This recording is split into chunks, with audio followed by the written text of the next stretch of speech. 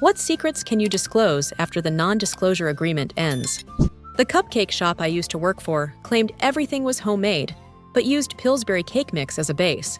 Literally, the entire successful business was built on this mix. My graphic designer best friend won my town's Design the Centennial logo contest, despite having never set foot in the town. I worked for the radio station and interviewed one of the organizers, where he lamented that there weren't very many entries. So I called my friend and offered to participate. I sent him pictures of the city for inspiration, and he made a logo. When he won, and they found out he was a professional graphic designer who lived on the other side of the country, they made him and me sign NDAs, because the town was afraid people would think they brought in a ringer.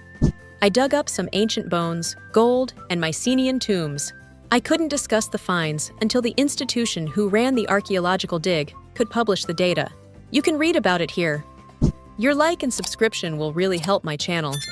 Funny story, moments after I was unceremoniously fired because my tech skills were found to be insufficient, the bosses demanded to know the whereabouts of a hugely important computer file I had worked on.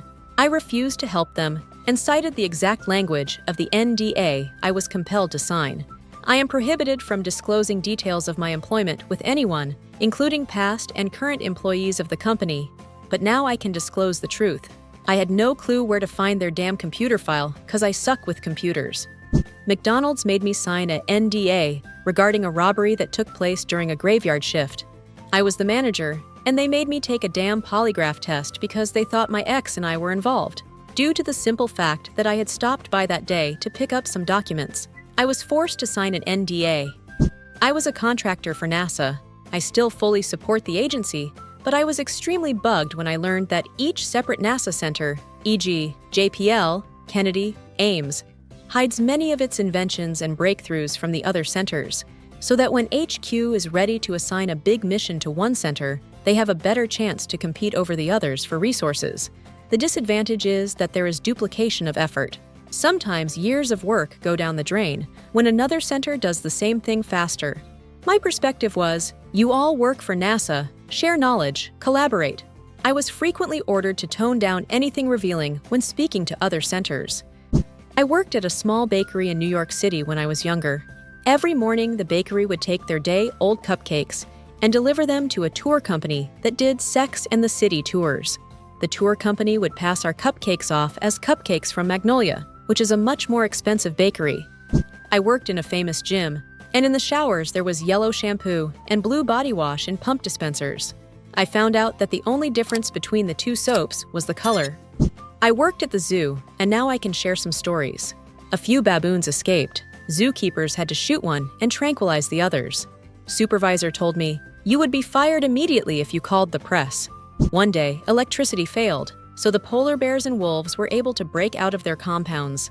Zookeeper told me this while I was located in a kiosk that was situated right next to their compounds. Luckily, everything turned out okay. Probably the biggest one. One of our zookeepers saw that they had too much of a certain rat-like species. He was tasked to shoot them, but didn't have the heart, so he released them into the wild without our supervisors knowing. Few years later, we have reports of these animals actually causing destruction to our dikes. Oops!